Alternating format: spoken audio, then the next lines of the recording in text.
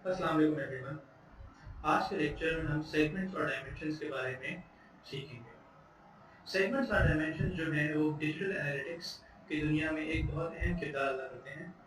इसलिए आज हम सीखेंगे कि किस तरीके से गूगल एनालिटिक्स के अंदर सेगमेंट और डायमेंशंस को इस्तेमाल किया जाता है और हम इनको इस्तेमाल करते हुए किस तरीके से हम डेटा को इवैल्यूएट कर सकते हैं और इसको जो है वो डिफरेंट सबसेट्स के अंदर डिवाइड कर सकते हैं। तो चलते हैं आज के टॉपिक पॉइंट की तरफ मूव करते हैं। तो सबसे पहले तो हम लोग जो है वो सेगमेंट्स के बारे में सीखेंगे कि सेगमेंट्स के फंडामेंटल्स क्या होते हैं, सेगमेंट्स हैं क्या, वो किस तरीके से उनको हम इस्तेमाल करते हैं, उनके फंडामेंटल्स क्या हैं, इसके बारे में हम बात करेंगे। उसके बाद जो है हम मूव करेंगे कि हम गूगल एनालिटिक्स के अंदर जो है वो सेगमेंट्स को किस तरीके से ऐड कर सकते हैं और किस तरीके से हम गूगल एनालिटिक्स के अंदर को यूज़ कर सकते हैं डेटा को इवैल्यूएट करने के लिए। इसके ऊपर हम डिफरेंट एग्जाम्पल्स के ऊपर बात करेंगे और सेगमेंट्स को जो है वो डेमोन्स्ट्रेट करेंगे। इसके बाद हम मूव करेंगे डायमेंशंस के ऊपर। डायमेंशंस की हम एक बेसिक इंट्रोडक्शन से स्टार्ट करेंगे। देखेंगे कि डायमेंशंस जो है वो कितने तरीके के होते हैं, किस तरीके के होते हैं, उनको किस तरीके से यूज़ किया जाता है और उसी के बाद हम जो है वो डायमेंशंस को किस तरीके से गूगल एनालिटिक्स के अंदर यूज़ कर सकते हैं, हम उस पर मूव करेंगे। तो चलें हम मूव करते हैं अपने सबसे पहले टॉपिक पे कि सेगमेंट्स जो है वो क्या है। तो चलें बात करते हैं 1 2 3 तो चलें बात करते हैं कि सेगमेंट्स क्या हैं। सेगमेंट्स जो है वो आपके एनालिटिकल डेटा का एक सबसेट होते हैं। आपका एनालिटिकल डेटा गूगल एनालिटिक्स के अंदर एक वास्ट फॉर्म के अंदर होता है, वो अनफिल्टर्ड होता है। जब आप एक सेगमेंट क्रिएट करते हैं तो वो एक छोटे सबसेट के अंदर जो है वो नैरो डाउन या डिवाइड हो जाता है। इसको आप यूज करते हैं अपने डिफरेंट ऑडियंसेस बनाने के लिए। आप इसको एज एन ऑडियंस यूज कर सकते हैं, अपने डेटा को एज अ सबसेट के नॉर्मलाइज के छोटे डिवीजन के अंदर एनालाइज करने के लिए यूज कर सकते हैं। तो आप इसको इस तरीके से इस्तेमाल करते हैं। आपके सेगमेंट जो है वो डेटा को आइसोलेट कर देते हैं ताकि आप डिफरेंट ट्रेंड्स को एनालाइज कर सकें। फॉर एग्जांपल, अगर आपके एक रीजन से जो कस्टमर्स हैं वो एक स्पेसिफिक प्रोडक्ट को बाय करते थे, लेकिन आप देख रहे हैं कि वो उस प्रोडक्ट को नहीं खरीद रहे, तो आप उस डेटा का सबसेट बनाकर आप ट्रेंड देख सकते हैं कि वो उस चीज़ को क्यों नहीं बाय कर रहे हैं। क्या वो इसलिए है क्योंकि आपका कोई कंपेटिटर जो है वो उसको लेसर वैल्यू के ऊपर जो है वो उसको सेल कर रहा है। अगर कर रहा है तो फिर आप जो है लोगों को डिस्काउंट या अपने यूजर्स को डिस्काउंट देकर उनको वापस रिटेन कर सकते हैं। सेगमेंट जो है वो नॉन डिस्ट्रक्टिव फिल्टर्स के थ्रू बने होते हैं। नॉन डिस्ट्रक्टिव फिल्टर्स वो होते हैं जो आपके डेटा को किसी भी तरीके से ऑल्टर नहीं करते। तो ये हो गए सेगमेंट्स। सेगमेंट्स जो है वो डिफरेंट टाइप्स के भी हो सकते हैं, जैसे यूजर सेगमेंट्स जिसमें आपने यूजर्स को कितनी बार उन्होंने परचेज किया, कितनी बार उन्होंने आपकी वेबसाइट के ऊपर किसी पेज को व्यू किया, उसमें डिवाइड कर सकते हैं। सेशंस के सबसेट्स बना सकते हैं कि आपकी वेबसाइट पे कितने सेशंस आ रहे हैं, उनके बाउंस रेट किस तरीके से आ रहे हैं, इसके आप सबसेट्स बना सकते हैं। डिफरेंट हिट्स के सबसेट बना सकते हैं कि कितनी हिट्स एक टाइम पर आई आपकी वेबसाइट के ऊपर, उसको आपने अगर जियोग्राफिकली या जेंडर वाइज सबसेट करना है तो आप उसको सबसेट कर सकते हैं। तो अभी हमने पढ़ा है कि किस तरीके से हम सेगमेंट्स को डिफरेंट तरीके से जो है वो एनालाइज कर सकते हैं। अब हम पढ़ेंगे कि हम किस तरीके से सेगमेंट्स को यूज करेंगे और उनको गूगल एनालिटिक्स के अंदर ऐड करेंगे। तो चलें देखते हैं कि किस तरीके से हम गूगल एनालिटिक्स के अंदर सेगमेंट्स को ऐड कर सकते हैं और किस तरीके से हम इनको यूज कर सकते हैं हम डेटा को एनालाइज करने के लिए। तो आज हम लोग जो है वो एक पर्टिकुलर कंट्री का एक सेगमेंट बनाएंगे और सबसे पहले तो हम रिपोर्ट्स के अंदर जाकर, आप किसी भी रिपोर्ट के अंदर जाकर जो है सेगमेंट को क्रिएट कर सकते हैं। तो हम जो है वो डेमोग्राफिक्स के ओवरव्यू के अंदर मूव करेंगे और यहाँ पर एक सेगमेंट क्रिएट करेंगे। तो सबसे पहले आप देख सकते हैं कि ऑल यूजर्स हैं इस वक्त 100%। हम लोग एक नया सेगमेंट क्रिएट करेंगे और हम ऐड सेगमेंट का बटन दबाएंगे। ऐड सेगमेंट का बटन दबाते ही आप देखेंगे कि यहाँ पर जो है वो प्री डिफाइंड सेगमेंट जो है वो पहले से क्रिएटेड है, लेकिन हमें जो है वो एक नया सेगमेंट बनाना है, तो इसलिए हम न्यू सेगमेंट पे क्लिक करेंगे। न्यू सेगमेंट पे क्लिक करने के बाद अब आप देख सकते हैं कि यहाँ पे डिफरेंट फिल्टर्स हैं। डिफरेंट फिल्टर्स के थ्रू ही सेगमेंट्स क्रिएट होते हैं। इस तरह अगर आप देखें तो हमारे पास 100% ऑफ दी ऑडियंस आ रही है। जैसे ही हम फिल्टर्स को ऐड करेंगे हमारी ऑडियंस जो है वो ड्रॉप होनी शुरू हो जाएगी। तो अभी हम जो है वो बस एक लोकेशन का सेगमेंट बनाएंगे। तो बस हम लोकेशन के अंदर जो है वो जापान को ऐड करेंगे। तो अभी आप जैसे ही हम जापान को ऐड करेंगे आप देखेंगे कि जो है वो हमारी जो ऑडियंस है वो ड्रॉप कर जाएगी। ऑडियंस जो है वो हमारी ड्रॉप कर रही है।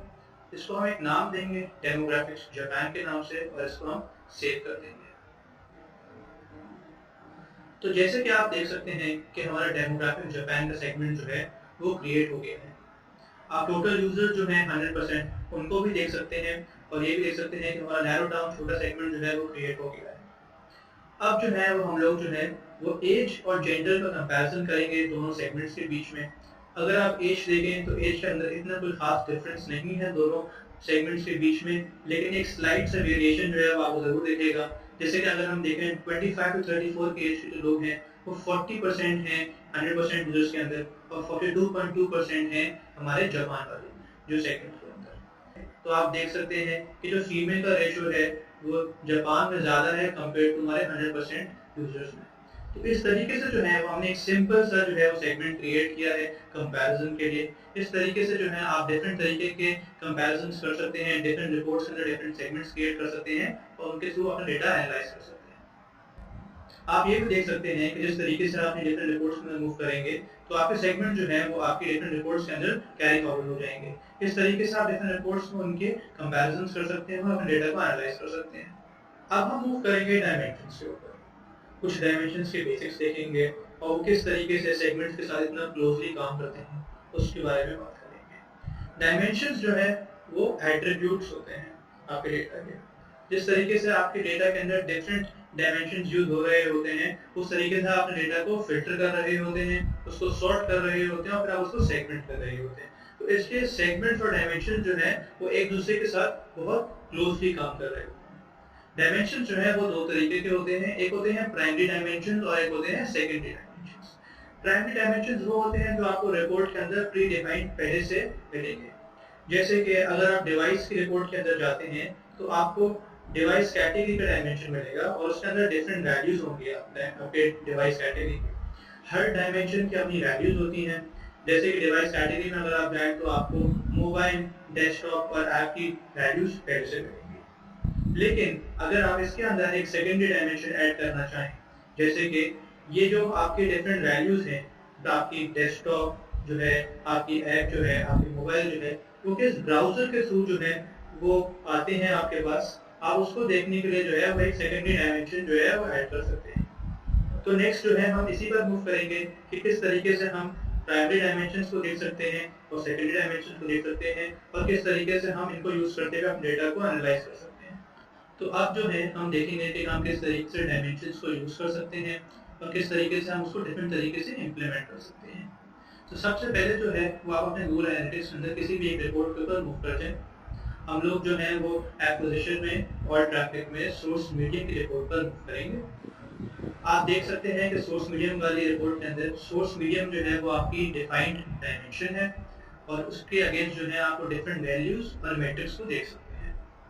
यहाँ पर एक सेकेंडरी डायमेंशन ऐड करने के लिए आप सेकेंडरी डायमेंशन पर क्लिक करें।